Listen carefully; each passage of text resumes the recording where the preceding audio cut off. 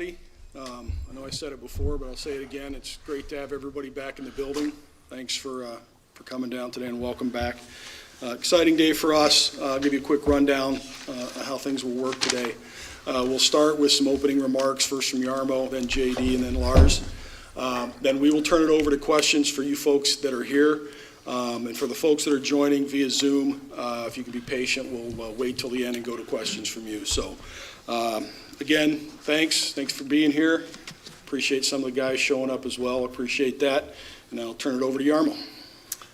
Yeah, good morning, everybody. This is an exciting day, like Todd said, and we went through a very thorough and exhaustive search and interviewed all of the available top candidates in our opinion, and some of them twice, and actually interviewed the guy we know the best 3 times, sitting next to me here, and obviously not about the interview with him. We've known him through the years. We've gotten to know him real well, and we had this term. He was one of the first interviews that we had, and we used this term, the Lars bar, and nobody seemed to get over the Lars bar, and the more and more we thought about it, everything we know about the man, his passion for the game, his work ethic, his attention to detail, his communication skills, and we felt that he was the best choice for us, and it was a clear consensus within our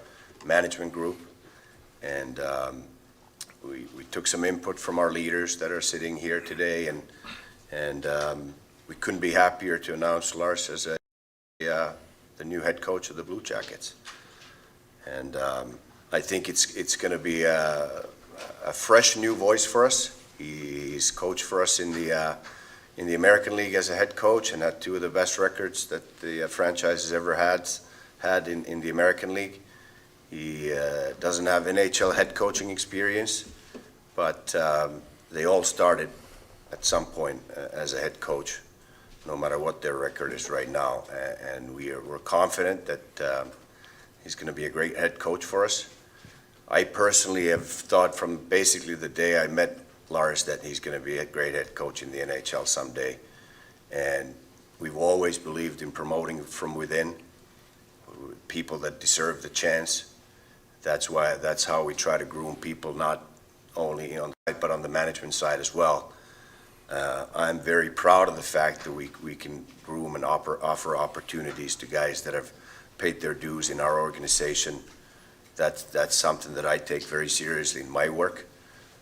Last year, 2 of the guys that I hired for their first NHL job got GM jobs. It makes me very proud, and it makes me very proud to promote Brad to our head coach because he's earned it. Okay, thank you. Thanks for coming out, everybody. Good to see Lars' family here. And to the players, we appreciate you being here.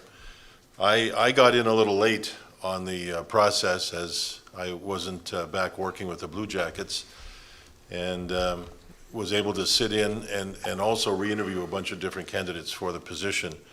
And I think Lars was with us 3 different times and did a great job. When you think of Brad Larsen, you think of a leader. He was a captain of his junior team in Swift Current. He was a captain in the American League with Portland as a player. He was a captain of a World Junior team for Canada, won a gold medal, the under-20 tournament, which is a fascinating thing. You think of the players that when Brad was a coach with Springfield, I can mention David Savard and Ryan Johansson, Cam Atkinson, Boone Jenner, Matt Calvert, amongst others that played for Brad and made their way into the National Hockey League and developed very strong, good careers. We wanted character. We knew that wasn't even a question. We've known Lars a long time for that. Other teams did call, trying to get interviews with Lars for open positions around the league, and we found a way to get Brad to stay with the Columbus Blue Jackets. So with that being said, congratulations, big boy. Welcome aboard, and we look forward to getting to work. Well, thank you. It's been a crazy last day and a half, I guess. whirlwind, and there's a ton of emotion that goes into it. I'd like to sit up here for the first 20 minutes and just thank people. I know it usually in these things, people, that's the boring part when people are listening, but I think it's important. So I'm gonna start first with my family, my wife and kids who are here. I'm not gonna talk long because I will get emotional. So they are the rock. It is so hard as a player, as a coach, the time that you dedicate to your craft, and they're the ones that suffer a lot. So, man, what my wife takes on at home and with my kids, I'm a blessed man. So, thank you guys for everything. Thank you for your support, and I promise to still be a husband and a father. I will not be divorcing you for a job. So, just understand that. To the McConnell family, just having the belief in me. I've been around, but as you know, sometimes you hear, do they need a new voice? I do believe I am that new voice, but I will agree with Jarmo. It was an extensive process, and it grew me as a person, and I had to dig a little deeper here and really reflect on things and how I want to go about my business.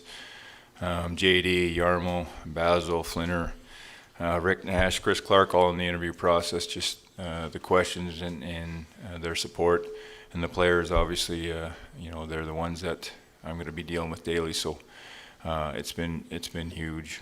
A few other people. Earlier in my career, when I got my start there was Chris McFarland and Scott Housen that were here. They gave me my start, and I'm very grateful for that.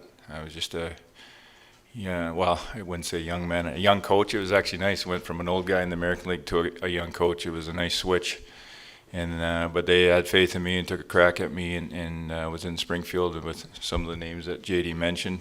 It was a tremendous opportunity and hit the ground running. And Bruce Landon is the guy who was running it down in Springfield when I got promoted for the head job, and he was the first guy I talked to of saying, "Do you think I'm ready?" And he said, "Absolutely." And we talked for an hour, and it was a tremendous conversation with a man I have deep respect for. And then I got to thank Rob Riley. He was the first head coach that I got to be under. Very unique dynamic. When I first got the job, he handed me the keys of the car as far as responsibilities, and that doesn't happen very often. So being able to work under him, there was no ego, and he allowed me to grow very quickly. And so I wanted to thank him. There's going to be a lot of people that I miss. It was overwhelming, the text messages and phone calls I got, and man, talk about being humbled and just grateful for the people that have reached out. I think my son Ty and Faith had the text count going there last night. We had to put it away and go play a game of Dragons. That's what it was, right? What is it? Dragon Warriors, sorry. They beat me, but it's all good.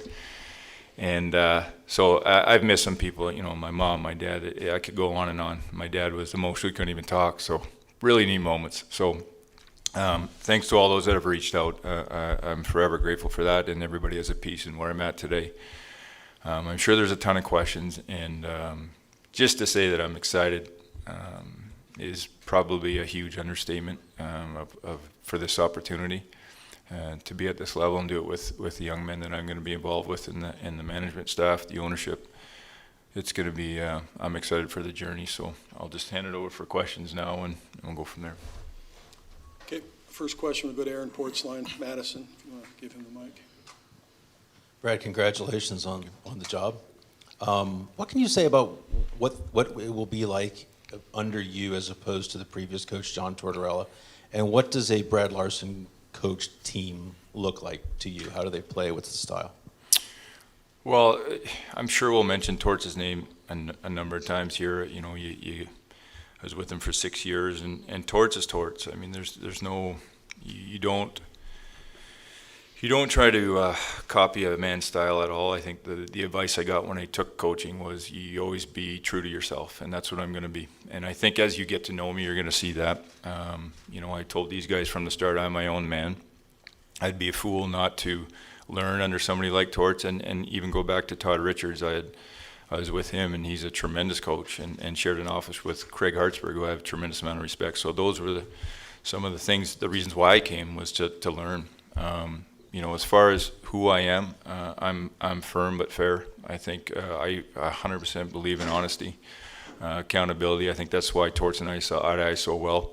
I've shared this many times. I probably will handle things differently than Torts just because that's who I am, and not because he was wrong and I was right, but that's who I am. And I enjoy the aspect of getting to know the athlete and creating relationships and valuing what they do. I know how hard it is to work, and I carved out it was a very spotty career, but I kind of mucked and grind to about 300 games in the NHL and 400 in the American League, and it was ugly most of the time. So, but I do know what it's like to be sent down. I do know what it's like to be your heart getting ripped out and telling you you're not good enough, and and then finally hearing that yes, and what that feels like. And that's the joys of coaching, is when you see progress with your players and you connect with them, and you're there to help. You're there to nurture and grow them, and not just as athletes all the time, but as people. I think that's the thing we forget about. There's such a human element here, and we put the jersey on, or they put the jersey on every night, and expectations are super high. So I think as a coaching staff, and I'm excited to do that and hire that, but understanding what those expectations feels like and how we can help them, how we can grow and bring people together. And the most rewarding thing is when you see a team come together and play with that fire, passion, and togetherness, and it's something special when you see it. So that's what I'm most excited about. And it's a simple question, but it's a long answer. We could be here for a long time telling you what that's going to look like, from practice habits to, I value conditioning, I value all these things, and there's a checklist about a mile long right now. But some of the players that have been under me, they understand who I am. I'm very approachable. I'm a guy that wants to create those relationships right away, and that's what I look forward to doing. Edge, go ahead. Brad, as a player, you learned about the transient nature of this profession. As a coach, you've been here the whole time with this organization anyway. Do you feel fortunate to have that be the case? I mean, usually that kind of sticks for coaches too, being transient, bouncing around until they make it. Does that add anything extra special to you climbing the ranks here and becoming the head coach? Yeah, I think to have longevity anywhere, I think it requires a lot of reinventing yourself, a lot of hard work, a lot of support. Like from your family to your friends to the people you work with. There's I've been here longer than these guys and people around. It's my 11 years and going to 12, and so right away the first question, well, how is it going to be different? How's a different voice? That's the thing that keeps coming up. How are you going to be different than Torts, right? So I understand those questions. That makes total sense to me. But again, I think it's going to take time. Once you get to know me, you'll fully understand that. I think the players will fully understand that. But yeah, I take a lot of, I hate the word pride, because sometimes pride can be a real negative note to it, but I'm very proud of that we're still doing it here and with one organization and been able to grow and within an organization, and excited to continue to grow and take this to the next level. Next, we'll go to Mike right here in the right. This is for Yarmo. Yarmo, what are the expectations? Every time we enter a new season, the expectation is to be able to compete for the Stanley Cup. And we've talked about the expectations. We've talked about a little bit of a reset that we had to do at the trade deadline. So we're going to grow. We're going to grow together with a new coach. We're going to grow together as an organization.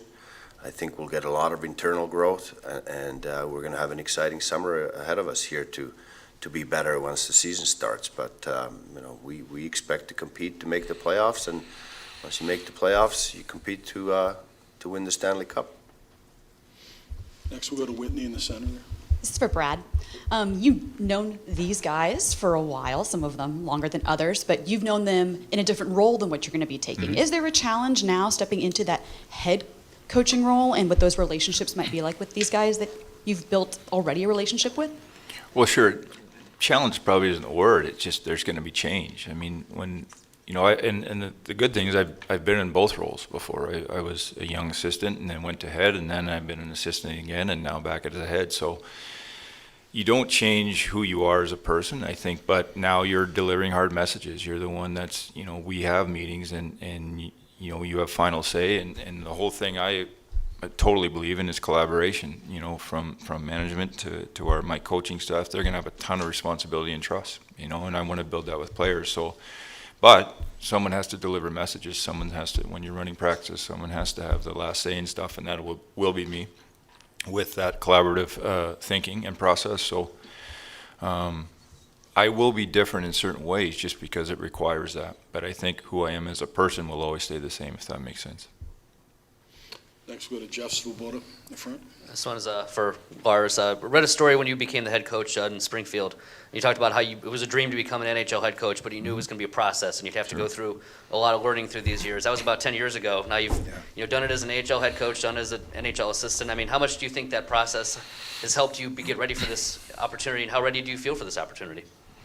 Well, one thing I've learned in this game, as a player now, as a coach, is there's no substitute for experience. There's just not. And going into coaching, I used to study coaches. I'd go in Hockey DB and look at their path and what they did and how many years it took them to get to the highest level as a head coach. And if you really study it and you look, the most successful coaches in this league, they took their time.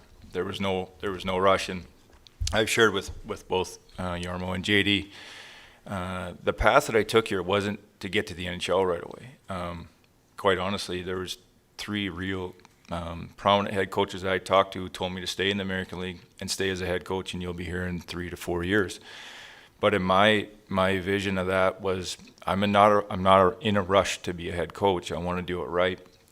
Under Rob Riley was an unbelievable experience, but I felt like I needed to come here, see the league, see the players, work under a staff, see the interaction between, management with head coach, and there was a lot of factors and layers that went into that. So for me, actually coming here was a step back, and it was the right move for me.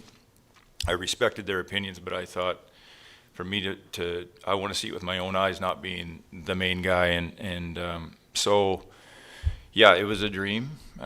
It's something that I felt like over time, if you do the right things, and hopefully you're in this position I'm in today and you get considered and you get the job.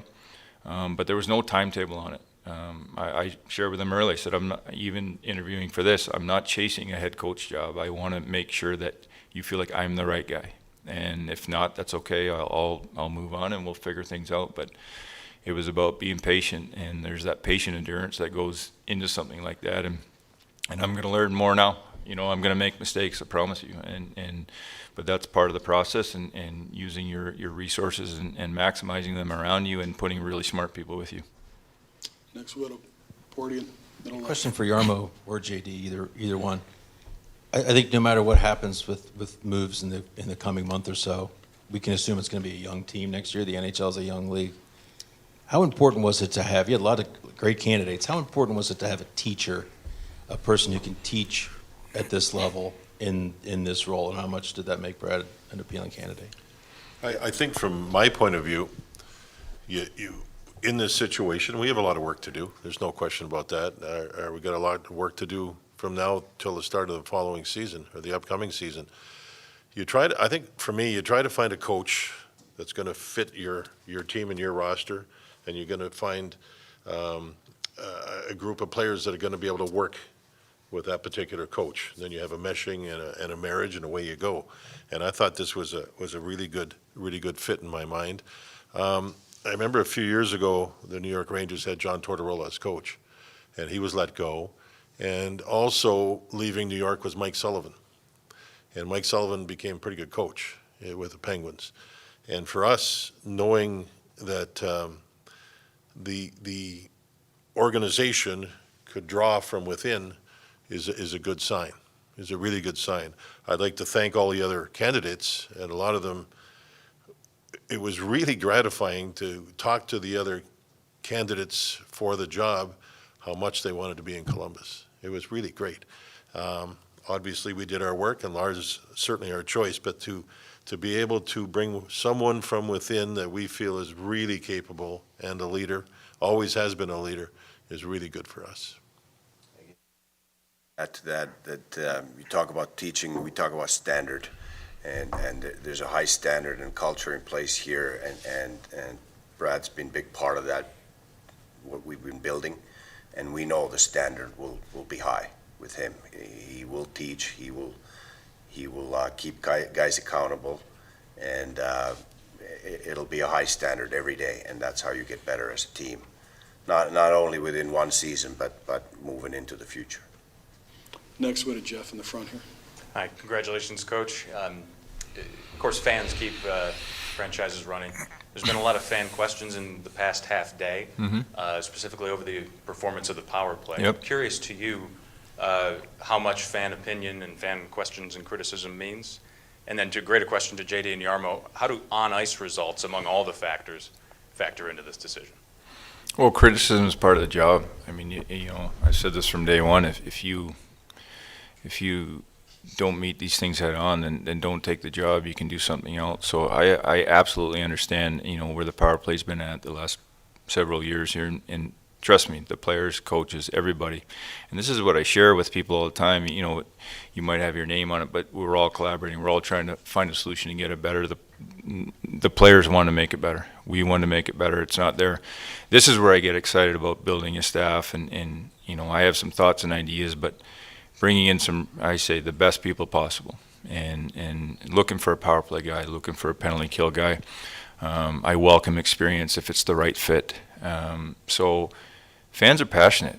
You know, they want to win. They want to have success. Guess what? So do we. That's what we do. It's about winning. And so as far as criticism, there's going to be much more of it ahead. That's, you know, you're in the crosshairs right away as a head coach, and especially when things don't go well. So it's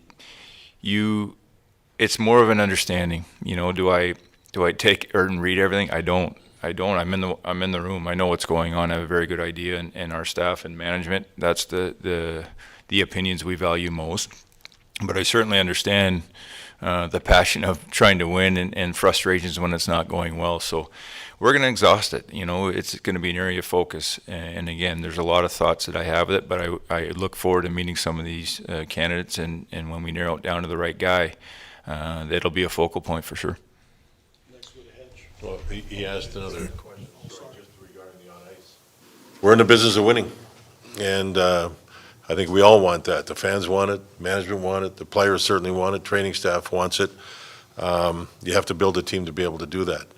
And we've talked a lot about what we have ahead of us. We have some terrific players that belong to us that are on our staff, or on our roster right now. We've got young people coming, we've got draft picks coming. It's all about putting together that team to get to where you want to go to, but there's no easy way to get there. So we started today. Brad Larsen's our coach. We've got a long, hard, good, very interesting summer ahead of us to try to develop a stronger roster, and we're going to roll up our sleeves. That's all I can promise you. That's what we're going to do. I have a quick one, and then one you can kind of expand on. The quick one would be, is the 2-mile conditioning run going to survive the coaching transition? Oh, there's a group back here that hopes it is gone and eliminated right away. No, I'm going to sit with Kevin, the head strength coach. We're going to discuss some things and just kind of let it die down here first. Yeah, I'm a big proponent of being in shape, you know, and not anything foolish. But I think it's important that if you want to play the game fast and you want to play it hard, and you're talking preseason 82 games and hopefully the long exhausting run of a playoff, you have to invest in your body. You have to invest in conditioning, and there's a lot in the season. There's that fine line of overdoing it and draining your players. You certainly don't want to do that, but you have to invest in practice. It's an important part, and when we're on there, we do things right, and we do it the right way every day, and we're creatures of habit. That's what we are, and the more you do it right, you know, it's not about being perfect, but doing it right and investing in it, you generally have a way better chance of success. So as far as the 2-mile run specifically, that'll be TBD. You know, when people, I think now look at this team, look at this roster, the words reload or rebuild or whatever get thrown around a lot. Where do you see this roster? How would you, when you look at it in its current state right now, where do you think you guys are? Well, it's current, and like JD just said, this, we haven't hit the draft, we haven't hit free agency, so what we see now could look a whole lot different in September. We don't know, so to comment something that we don't really know what it's going to look like is, I think, a little bit premature, right? So we could be talking and go X, Y, Z, and then all of a sudden in 3 weeks, the landscape looks much different. So, that's part of their job as management, and again, we're going to collaborate and see where we're at here, and then I think we'll have a better picture of what it's going to look like. So right now, I'm excited. I mean, I'm a first-time head coach. I'm excited, regardless. But I know these players. I know last year didn't go as well as we wanted, and it's a fresh slate for a lot of guys, and that's what I'm excited about, because we are going to have energy, we're going to have passion. I'm all about that, and when I hire my staff, they're all going to be, it'll probably be different energy because I have a lot of it, but that's a good, healthy thing, and I think that's going to be the balance we're going to need. Next, we'll go to Porty. Hey, Brad, have you been through this process before interviewing for a head coaching position? And I'm wondering, I guess as the second part of that, what is it like to interview 3 times with people you already know? Yeah, my wife kept it. What do they want to know about you now? It was a fair question. I've been under the for an interview with the head coach at the American League level. As it said, there was potentially some opportunities coming here where I was going to do the same thing, but this was the first, and this was, like I said, it was very extensive, very detailed, very. There wasn't any stone left unturned, let's put it that way. So it was, when you're in front of 6 people, even though you know them, it's like they're looking at you through different lenses now. It's one thing to be an assistant coach. That's a whole nother role when, and I understand being an assistant coach, you're there, a support system, you give your input, but at the end of the day, the leader's going to go out and he's having the tough conversations, he's the one directing it, and so now that flips. So of course they're going to be extensive, and they're going to ask you, and there's a lot of questions that you don't get as an assistant coach that you do get as a head, and what it's going to look like. And I told these guys from the start, I'm not afraid to say I don't know. I think humility is a big part of being a head coach. It's not my way or the highway. It's not it's not putting a system in play right now and getting 2 assistants and going, this is how we're going to play. I want to hear what they have to say. I think that's important. That's how you empower your coaches and make them part of the process. And I want to listen to the players. I think that's important nowadays. It's a different landscape than it was 15 years ago. I think, they're not going to dictate how we play, but I think getting information and listening is, my wife has been very good about 2 years in one mouth and teaching me that lesson. So listening skills are real important, and doing better at it. So I'm gonna be listening a lot here in the probably next several weeks. Next, we'll go to Whitney. This is for Yarmo and JD, kind of what Brad was just saying, a new landscape, things are different. How important was it for you guys to bring in or hire a guy who maybe could relate to some of these younger players, because you're going to have so much young talent coming in. There's a lot of it sitting behind us here. So how important was that to have a guy who could relate? And it sounds like you got a good volunteer assistant over here, by the way. Yeah, it was important, obviously, and we know he's a really good communicator. So that's our interviews, and extensive they were a lot about, we know Lars, but what would he do differently, and that's how we kind of put it in different areas, and he convinced us. We know he's his own man, we know his character, we know all those things, and we wanted to get into more specifics about how is this going to change, how is this going to change, and how you're going to go about this, and he gave us all the answers that satisfied us and got us through the decision, and he's got all those qualities that we were looking for in a new head coach. What's really important too is we've already started talking this morning about the staff that Brad's going to put together, and he's already mentioned power play and penalty kill. That is going to be very important for how we work as a group, working with our players as a group. So I think there's, again, as I said, a lot of work ahead of us, but it's exciting. We've now made this choice. we feel it's a very strong choice. The communication skills from Brad are exceptional. His love of the Blue Jackets in Columbus is way up the ladder. There was a lot of very, very, very positive things. So again, we have to get together with Brad, find a staff, get together with our players, and keep the standards high and go forward. Open it up to a couple of questions through our folks on Zoom. So first question will go to Clay Hall. Go ahead, Clay.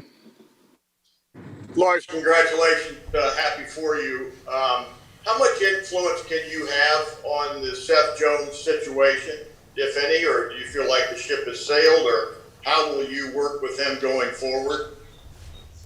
Well, obviously, I'm going to reach out to Seth, but those conversations will stay private all the way through. I have a tremendous amount of respect for Jonesy, his game, him as a person. He checks a lot of the boxes, so we'll see what transpires there. But I intend to reach out to him here sooner than later. Next, we'll go to Mark Scheig. Go ahead, Mark. Thank you, Lars. Just some of the lessons that you learned from last year, given how crazy everything was, like what did you take out of it specifically? Well, lessons in a pandemic year, it's a whole nother bag of lessons you're learning. I go back to that. There's no substitute for experience. I don't think anybody could have predicted the landscape of last year and what that was going to look like.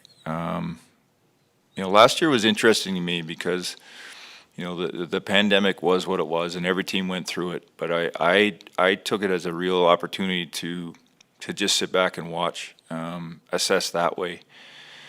A lot's revealed in real critical, intense times about character, and I think watching each individual player, how they responded, was important to me, and it's personal information. That's stuff that I have. I wrote a journal pretty much all last year about different things that went on. So that was the uniqueness of it. It wasn't just a tough year. It was a tough year on top of all these other dynamics. And you can learn a lot about people when you watch them really closely, in the gym, on the ice. What are they doing to help themselves? Like these are real important tangibles when you want to be a winning team. So that's something I was learning. Again, it's not a lot of information I'm going to share with you, but it's something that I watch very closely. And next, we'll go back to Clay Hall. Go ahead, Clay. I'm sorry, I did not lower my hand. Anything else you want to add, Lars, maybe that hasn't been asked, or a point of emphasis, or just where you think you can take this team? Nice recovery, Clay. Yeah, that was a recovery for sure. I'm gonna leave with this. John Tortorella, I owe him a lot, and I'm sure I'll get more questions on him. But people to thank and men to thank. The fact that he saw something in me. Torts came here and he inherited me. He didn't hire me. So being around him, I was, again, this is a great lesson for me. I was a little leery too when he first got hired. What am I getting into? And I called another coach that had coached with him, and his first words were, "You are going to effing love him." And that kind of helped me, and we talked for about 45 minutes. And within the first week, I could tell him and I were going to see eye to eye on a lot of things as far as the standard and valuing work ethic and just a better understanding of passion for winning. The road splits there and probably how we deal with certain things, but getting to know him over the last 6 years, not just as a coach, that he trusted me, he empowered me, he grew me, but as a man, I wish everybody could get to know him how I did. He's just...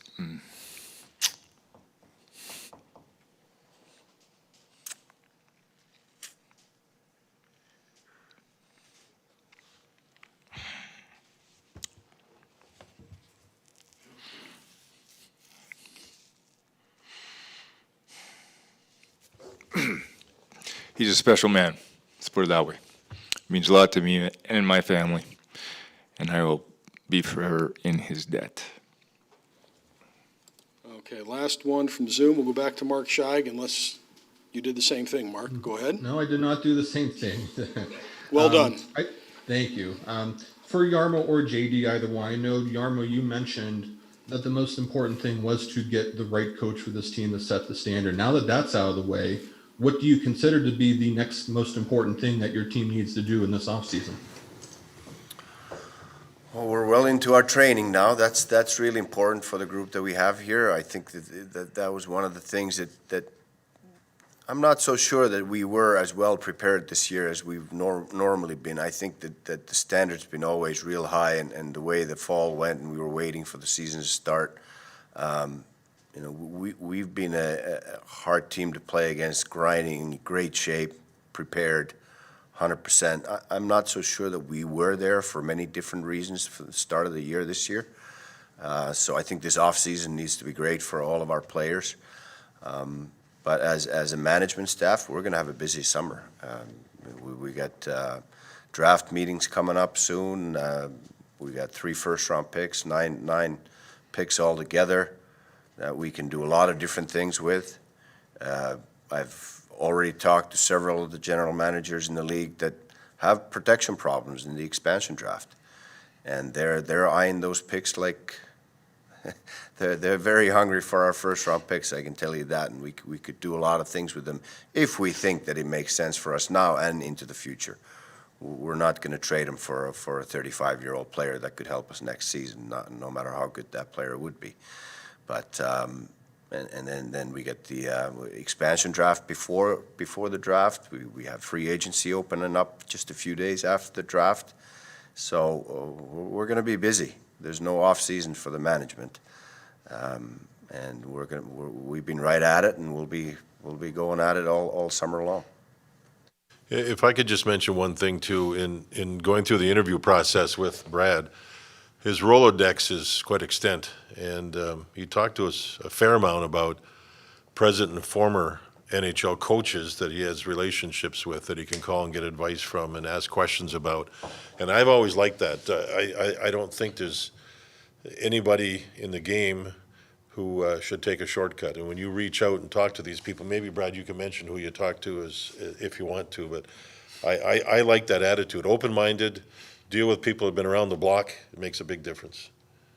Yeah, just 3 names, those coaches. I talked to Todd McClellan, Ken Hitchcock, and Mike Babcock. I had Babs in a short-term tournament. He's the one who made me the captain for the World Junior team, for Team Canada. Todd I had in junior for 3 years when he was kind of just coming. And I loved him as a coach and kind of followed him up and really respected him. Again, that's where a resume that I looked at, I go, that's an unbelievable path of growth. And Hitch, when I first started here as a young coach, he was let go as a head, but he was kind of mentoring me and he was helping me. And if you've ever sat with Hitch, he's a wealth of knowledge. Let's put it that way. Very smart and enthusiastic. He was excited.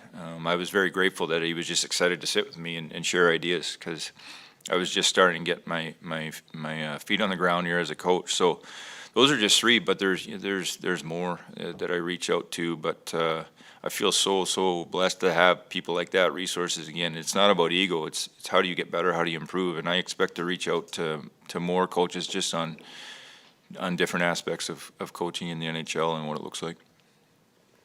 Great. Well, thank you, everybody. Thanks to you folks who joined us on Zoom. For everyone here, we're going to take a couple of minutes, take a few photos, and then if there's any need for some individual stuff, or if you want to talk to any of the guys, let Glenn know, and we'll work with you on that. Thanks again for coming. It's great to see everybody.